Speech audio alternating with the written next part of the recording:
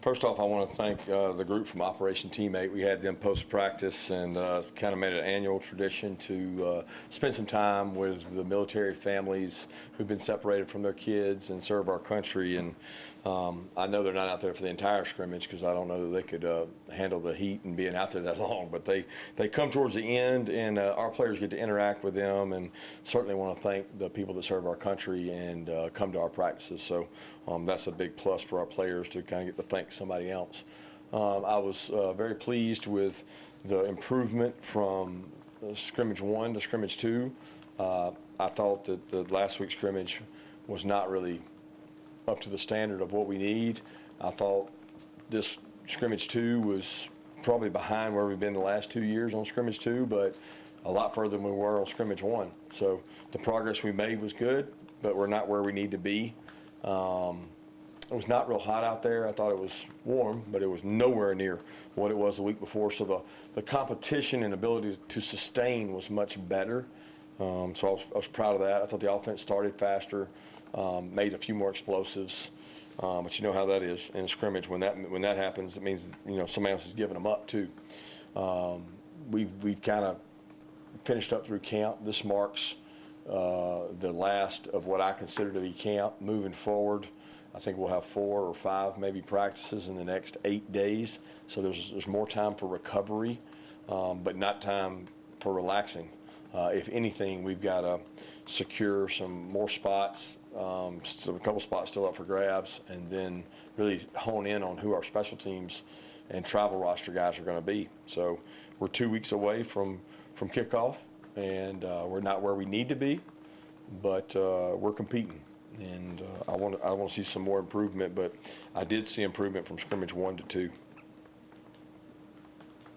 Questions?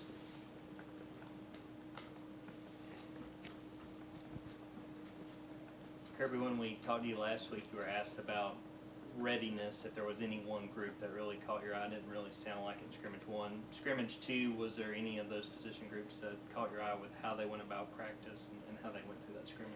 Yeah, I think I can't say one position group stood out over another in terms of readiness. They came out ready to scrimmage today. There was a lot better energy and enthusiasm, competes, even though they've been through another grind of a week of practice, but just the overall energy and enthusiasm was better. I think it's easier to do that when you don't have the heat. So I don't think one group stood out over another.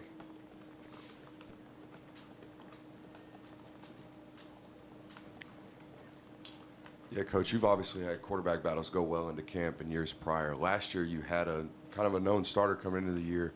Is there any difference, in knowing who your guy is versus having an open competition like this going into week 1? Yeah, there's a difference between last year Stetson was our starting quarterback. Carson Beck is going to be our starting quarterback. He's done the best job.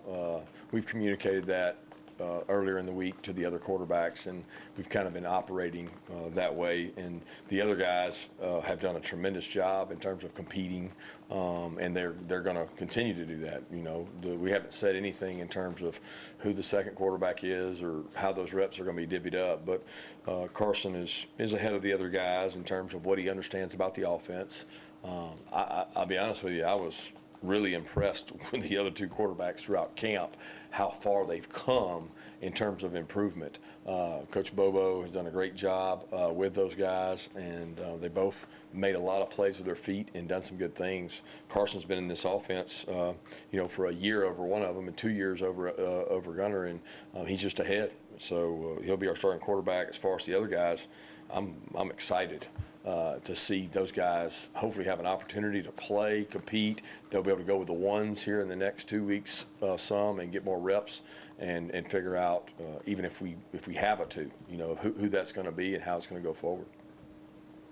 Kirby, with Carson, I know it's a small sample size since you let them know that he's going to be the starter, but so far and through this scrimmage, how do you feel like he has handled it and what he's done in the time since you told him? Hasn't changed much. I think he understood. He got a pretty good volume of those reps anyway. He's done well prior to knowing that, and he's done well post knowing that. And to be honest, both Gunner and Brock have too. They've done a tremendous job of growing and continuing to put the offense in positions to be successful and make explosive plays. So they've all done a good job of that. Kirby, I've heard Dominic Lovitz continue to make plays, and Mekhi Hughes has too. Has that moved beyond a little bit like kind of a nice spring story to a guy that could really contribute? What does that say that two kind of slot-ish, speedy guys are probably going to be involved a lot? Well, they're more similar than they are different. So they both have redeeming qualities in quickness and getting the ball, making touches. So they're not physically imposing blockers. They both are willing blockers, and they're both really tough. They'll stick their face in there, and you're not going to be in our program or rep at our practices if you're not willing to go block somebody or play on the special teams. So both those guys have bought into the special teams and the blocking when they don't have the ball. When they do have the ball, they've made some good plays. So we have to find a way to utilize each of their skill sets. And they complement each other in terms of keeping each other fresh. The other guy's Anthony Evans, who's played in the slot, and he's different than those guys, and he's made some plays. So I'm very pleased with where they are. We got to continue to get more out of those guys. Kirby, what is the outlook on getting Lawson back? It's week to week. I mean, I won't know exactly what it is. We've had Arian came back in 3 to 4 weeks from a similar injury, but we've had guys take 5 weeks. We've had guys take 6 weeks. So I can't tell you that. I don't know. It'll be how he handles it and the pain tolerance and the recovery. But we're going to Ron and the medical staff's going to do the best job they can to get him back.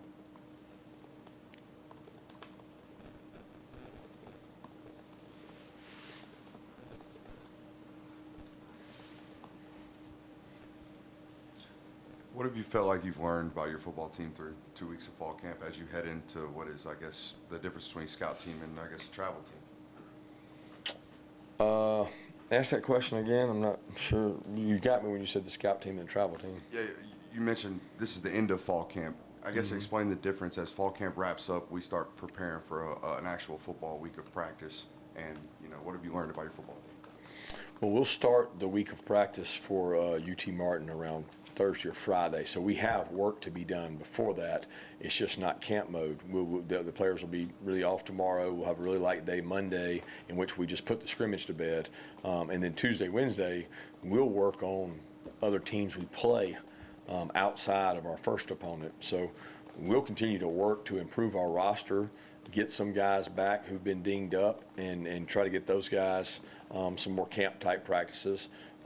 But we won't really divide up and get ready for UT Martin until the end of the week. Yeah, just about injuries.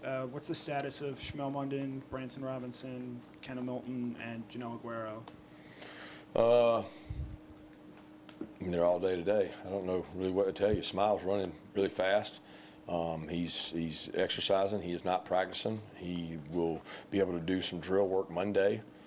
He's come along really well. He's very, very passionate about getting back, and he's not sore. He's running, and the first test of that foot is how much soreness comes when he runs, and he's been great. Kendall has been hitting higher speeds. He was not able to go today. I think he's really close, but he's been out for a while. Jonell's got a hamstring, grade 1, so I don't know when he'll be back. And there was one other one. Branson? Yeah, Branson's been doing more each day in practice. I mean, he basically scrimmaged today without carrying the ball. He was in on plays, did pass pro, ran routes, caught balls. I mean, he looks pretty good out there, but we have not tackled him live. Kirby, I got a two-parter. One is, I don't know if it's kind of silly, but the other day Jalen Walker had a quote where he said that Georgia looks to make history every day. I wondered if that's a Kirbyism we just hadn't heard yet, or if he came up with that on his own. And then second, will we see two quarterbacks play? Is there been any determination if you'll play two quarterbacks early in the year in games? Yeah, that I saw where Jalen said that. That was good. I didn't have anything to do with that. Jalen came up with that himself, and he continues to work really hard and is one of the leaders of our team. The decision about the quarterback is really about who the starter is, and we haven't talked even beyond that. I mean, that's not the conversation. We've got two really talented young quarterbacks who are coming along and getting better. And we want to keep that growth going. The only way you keep that growth going is you continue to get those guys really quality reps. And I think that's one of the greatest separators in every program in the country is who's able to get quality reps for their 2s and 3s from this point forward. Because if you don't get quality reps, you can regress. And I want those two guys to keep growing and keep competing. And they challenge each other every day. All three of those guys do. And they do some really nice things. Coach, how was Andrew Paul doing as far as being able to sustain maybe a little bit more than he was when camp first started? And also kind of where Jackson Meeks is right now. Andrew Paul has been good. I wouldn't say he's 100%. He's a post-ACL knee. And I guess he's at a year. I don't know if it was a year today or a year last scrimmage it happened, but he looks better and better. And he's more and more confident in the system. He still makes mistakes. Made a mistake today, and he'll learn from it. He'll grow from it. That's why we practice. So hopefully he'll be 100% by the time the first game gets here. But the running back position has been a work in progress. We're trying to get healthy guys. They're going to get to play behind a really good offensive line, some good tight ends, and a quarterback that's going to be able to help them. But we need to get production out of that position. Jackson Meeks is probably 2 weeks from when he got injured. We think we can get him back. So we're hoping to get him back for the first game because it was earlier last week. He's got a fifth metatarsal stress not a fracture. He's just got a stress reaction.